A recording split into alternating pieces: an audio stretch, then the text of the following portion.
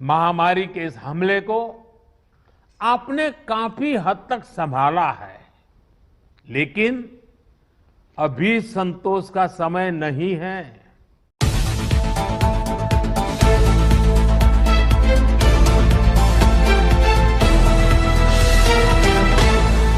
दोस्तों स्वागत करते हैं आपका बिंदास खबरें में, जहां पर हम आपको बताते हैं देश दुनिया की ताजा बड़ी खबरें। दोस्तों जहां कोरोना की दूसरी लहर ने देश में कहर मचाया, वहीं अब कोरोना के मामले धीरे धीरे कम होते जा रहे हैं। ऐसे में दोस्तों कई राज्य हैं जहां पर लॉकडाउन और कोरोना कर्फ्यू को खत्म कर दिया गया है, परंतु ऐसे कई और भी राज्य हैं जहां पर लॉकडाउन को फिर से आगे बढ़ा दिया गया है। इसको लेकर प्रधानमंत्री नरेंद्र मोदी जी ने भी कल बड़े ऐलान और बड़ी घोषणाएं कर दी है। इसलिए आप लोगों से हाथ जोड़कर अनुरोध है कि इस वीडियो को पूरा और अंत तक जरूर देखें। तो आइए आपको बताते हैं देश दुनिया की बड़ी खबरें, वो भी 10 मिनट में। और इसी के साथ दोस्तों आज की पहली बड़ी खबर कि डीए, टीए, एरियर और प्रमोशन जुलाई से केंद्रीय कर्मचारियों को जानिए कितने मिलेंगे फायदे। दोस्तों यहाँ पर आपको बता दें कि केंद्रीय कर्मचारियों के लिए अगले 6 महीने शानदार रहने वाले हैं। जून अंत तक कर्मचारियों का अप्रेजल विंडो भी खुला है, इसमें उन्हें अपना सेल्फ असेसमेंट देना होगा। इसके अलावा जुलाई से महंगाई भत्ते की किस्त का भी मिलना शुरू हो जाएगा। महंगाई भत्ते की कुल 3 किस्तों का भुगतान होना है। मतलब साफ है कि जुलाई में केंद्रीय कर्मचारियों की सैलरी में बम्पर इजाफा होगा। हालांकि कर्मचारियों की डिमांड है कि उन्हें पिछले 18 महीने का एरियर का भी भुगतान किया जाना चाहिए, लेकिन सरकार फिलहाल इसके मूड में नहीं है। यहाँ पर दोस्तों आपको बता दें कि केंद्रीय कर्मचारियों के लिए जुलाई में सिर्फ महंगाई भत्ते ही नहीं बढ़ेंगे, बल्कि दूसरे अलाउंस में भी इजाफा होना तय है। इसमें ट्रेवल अलाउंस और सिटी अलाउंस शामिल होगा। वहीं रिटायरमेंट के लिए प्रोविडेंट फंड और ग्रेजुएटी में भी बड़ा इजाफा होने की उम्मीद है। और इसी के साथ दोस्तों अगली बड़ी खबर की यूपी बिहार के सभी जिले आज से अनलॉक। जानिए देश में कहां कहां बढ़ गया है लॉकडाउन। दोस्तों यहाँ पर आपको बता दें कि देश में कोरोना संक्रमण के घटते मामलों के बाद विभिन्न राज्यों में लॉकडाउन और कोरोना कर्फ्यू जैसी पाबंदियों में ढील दी गई है।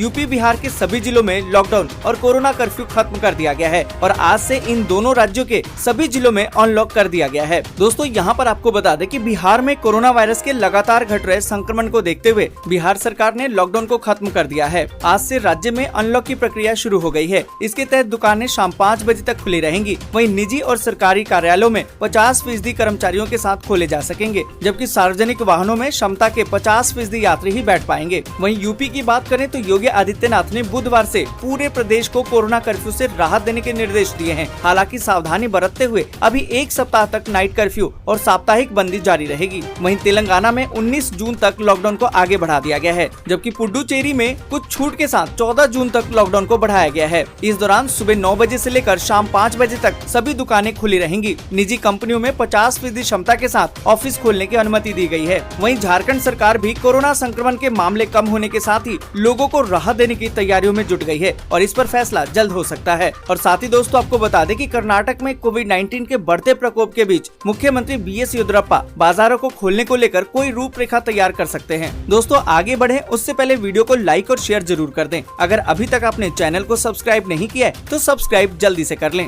और इसी के साथ दोस्तों अगली बड़ी खबर की पेंशन को लेकर मोदी सरकार ने बदल दिए हैं ये 3 नियम। लंबी चौड़ी कागजी कार्रवाई से मिल गया है छुटकारा। दोस्तों यहाँ पर आपको बता दें कि केंद्र सरकार के कर्मचारियों की पेंशन को लेकर मोदी सरकार ने नियमों को आसान और सुविधाजनक कर दिया है। कोरोना महामारी के बीच मुश्किल हालातों को ध्यान में रखते हुए सरकार ने रिटायर्ड लोगों को अपनी पेंशन के लिए भटकना न पड़े, इसके लिए नियमों में कई बदलाव किए हैं। यहाँ पर दोस्तों आपको बता दें कि किसी भी केंद्रीय कर्मचारी की मौत होने पर उसके परिवार के लोगों को तुरंत ही पेंशन जारी करने के आदेश दिए गए हैं। अब अगर फैमिली पेंशन का क्लेम आता है तो सिर्फ डेथ सर्टिफिकेट देखकर ही परिवार को पेंशन तत्काल जारी कर दिया जाएगा। और इसी के साथ दोस्तों अगली बड़ी खबर की पैन और आधार लिंक को लेकर जोड़ दिया गया है नया सेक्शन। 30 जून के बाद लगेगा मोटा जुर्माना। दोस्तों यहाँ पर आपको बता दें कि पैन नंबर को आधार से लिंक करने की आखिरी तारीख 30 जून 2021 है। अगर आपने अभी तक पैन नंबर को आधार से लिंक नहीं किया है तो ये आखिरी मौका है। पैन आधार को आपस में लिंक करा लीजिए और ये करवाना भी अनिवार्य है। ऐसा नहीं होने पर पैन कार्ड इनवैलिड कर दिया जाएगा। इन ऑपरेटिव पैन कार्ड के जरिए फाइनेंशियल ट्रांजैक्शन नहीं हो सकेंगे, जहां पैन कार्ड दिखाना जरूरी होगा। साथ ही आपको 1000 रूपए तक जुर्माना भी देना पड़ेगा। और दोस्तों आपको बता दें कि जो पेनल्टी 1000 रूपए है उसको तय करने का अधिकार इनकम टैक्स अधिकारी के पास होगा और आयकर कानून के सेक्शन 272B के अंतर्गत 10,000 रूपए तक का जुर्माना लगाया जा सकता है। और इसी के साथ दोस्तों अगली बड़ी खबर की शिक्षा विभाग का बड़ा फैसला। स्कूल में दाखिले के लिए अब आधार कार्ड अनिवार्य नहीं। दोस्तों यहाँ पर आपको बता दें कि स्कूलों में दाखिला लेने वाले 14 14 वर्ष तक के विद्यार्थियों के लिए राहत भरी खबर है। अब स्कूल संचालक आधार कार्ड नहीं होने पर उन्हें दाखिला देने से इनकार नहीं कर सकेंगे। इसके बगैर ही दाखिला देना होगा। शिक्षा विभाग ने विद्यार्थियों की सुविधा के लिए आधार कार्ड की अनिवार्यता को समाप्त कर दिया है। इस संबंध में मौलिक शिक्षा निदेशक ने भी सभी शिक्षा अधिकारियों को पत्र भी जारी कर दिया है। और इसी के साथ दोस्तों अगली बड़ी खबर की अनलॉक शुरू होते ही रेलवे ने बढ़ा दी है ट्रेनों की संख्या, चलाई स्पेशल ट्रेनें। दोस्तों यहाँ पर आपको बता दें कि देश में कोरोना की दूसरी लहर का प्रकोप कम होने के साथ ही अनलॉक की प्रक्रिया भी शुरू हो चुकी है। कोरोना की दूसरी लहर को लेकर प्रभावित हुई ट्रेन सेवाएं फिर से बहाल हो रही हैं। दोस्तों यहाँ पर आपको बता दें कि पिछले दिनों कोरोना के पीक पर होने के कारण रेलवे के कई जोन की तरफ से कम यात्री संख्या वाली ट्रेनों को बंद कर दिया गया था। कारण ये था कि कोरोना की वजह से लोगों ने सफर करना कम कर दिया था। अब फिर से हालात कुछ ठीक हुए हैं और ट्रेन फिर से बहाल की जा रही है। आपको बता दें कि फिलहाल प्रतिदिन औसतन 889 विशेष मेल एक्सप्रेस ट्रेनें चल रही हैं, जबकि प्रतिदिन 2891